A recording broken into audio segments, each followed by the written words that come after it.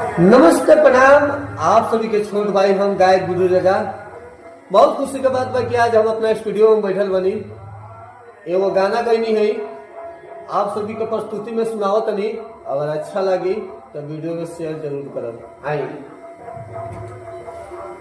केहू के दिल्ली गुजरात बॉम्बे शहरिए ठीक बाहो उ शहरिए ठीक बा सखिया रे ई सखिया रे ई सखी हमरे ई बलमा बिहरिए ठीक बा ई सखिया रे सखी हमरे ई बलमा बिहरिए ठीक बा सखिया रे